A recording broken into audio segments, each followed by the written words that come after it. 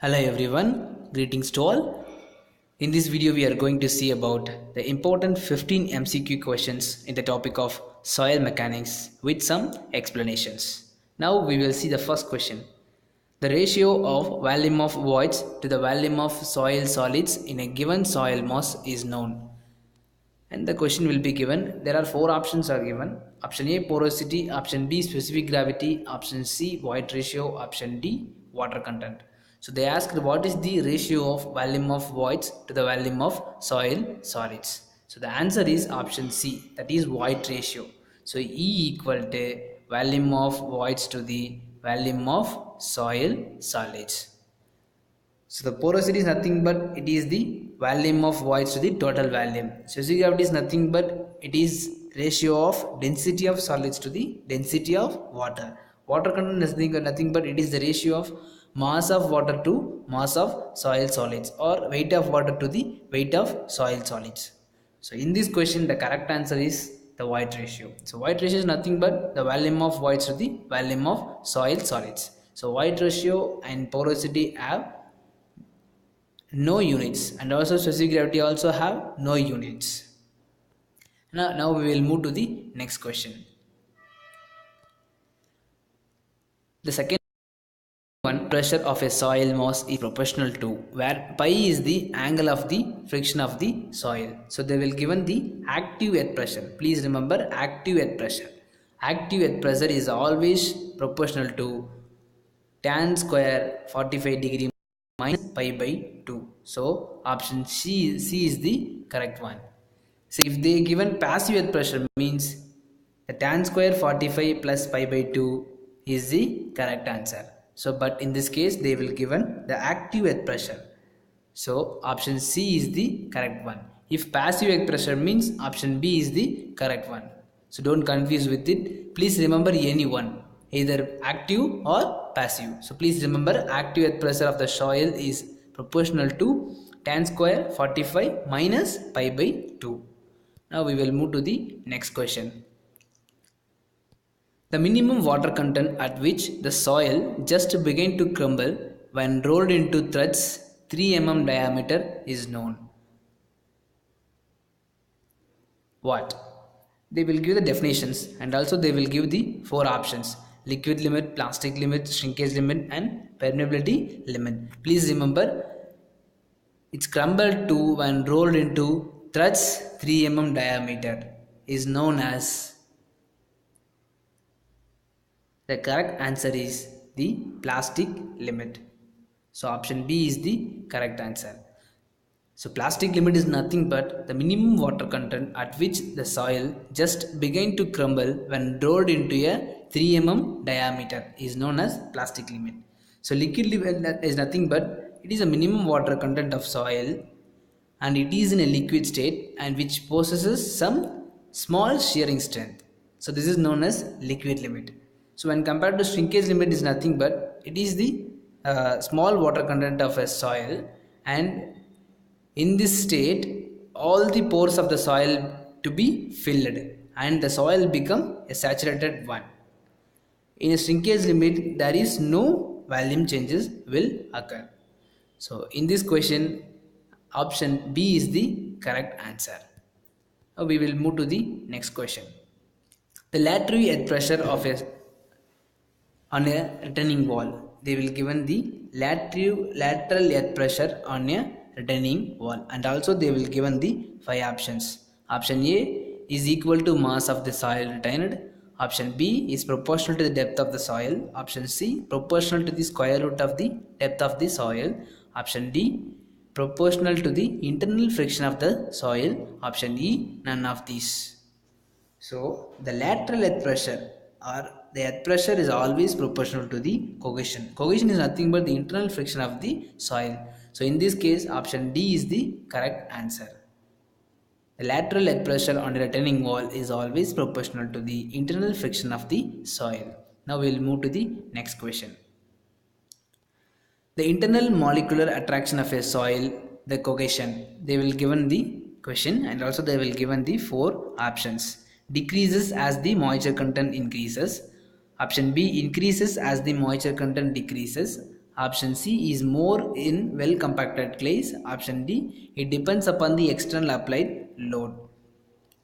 So internal molecular attraction is nothing but it is the cohesion. So cohesion is defined as the internal molecular attraction of the soil.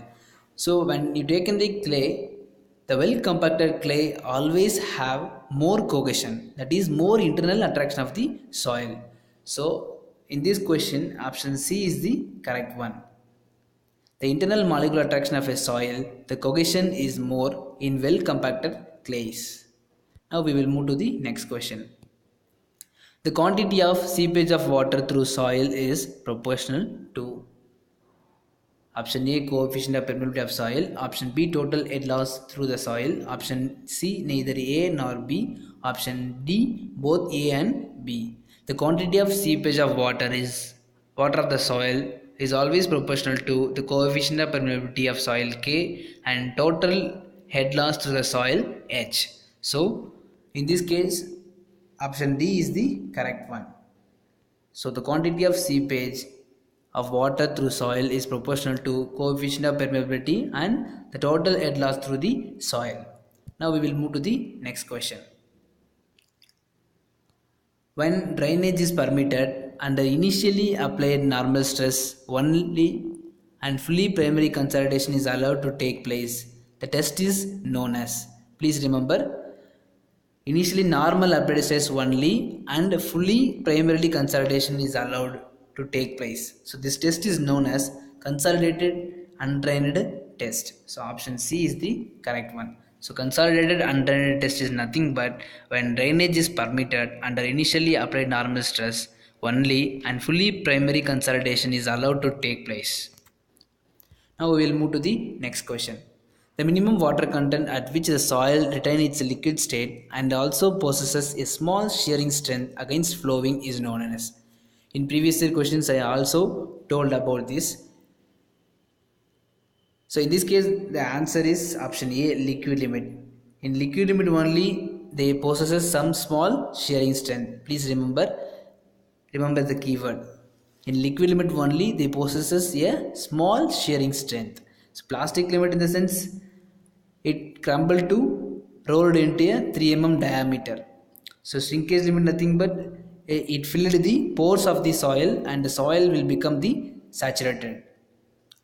So the minimum water content at which the soil retains its liquid state and also possesses a small shearing strength against flowing is known as a liquid limit. Now we will move to the next question. Minimum size of the particle of a silt soil. So minimum size of the particles of a silt soil is 0.002 millimeter. Please remember, minimum size of the particle of a silt soil is 0.002 millimeter. Now we will move to the next question. The maximum value of effective stress in the past divided by the present value is defined as the over consolidation ratio OCR. The OCR of an consolidated clay is, they asked what is the OCR of the over consolidated clay. So over consolidated clay having OCR always more than 1. So option C is the correct one. And also the OCR is nothing but the maximum value of effective stress in the past divided by the present value is defined as the over consolidation ratio. The OCR is always more than 1 for over consolidated clay. Now we will move to the next question. If NF, NH, ND and H are the total flow channels, total number of potential drops and total hydraulic head differences respectively, the discharge Q through the soil, the complete flow is given by, where K is the constant, and they will ask what is the discharge Q. So they will given the NF, ND, H, and also they asked what is the discharge. So discharge Q is nothing but KH into NF divided by ND. So option C is the correct one. So where K is the coefficient of permeability and H is the total hydraulic head, NF is the number of flow channels, and nd is the total number of potential drop. This is very important formula. Q equal to kh into nf divided by nd. Now we'll move to the next question. A flow line makes angles theta 1, theta 2 with normal interface of the soil having permeabilities K1, K2 before and after deflection.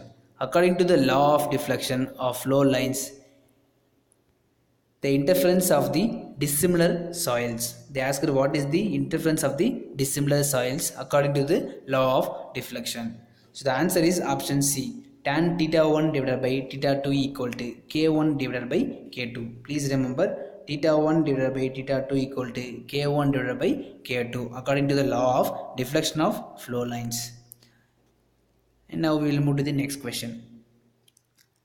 Under-rimmed piles are generally, they asked what is the under-rimmed piles, either driven pile or bored pile or precast pile or all the above. Please remember always under-rimmed piles are bored piles. So option C is the correct one.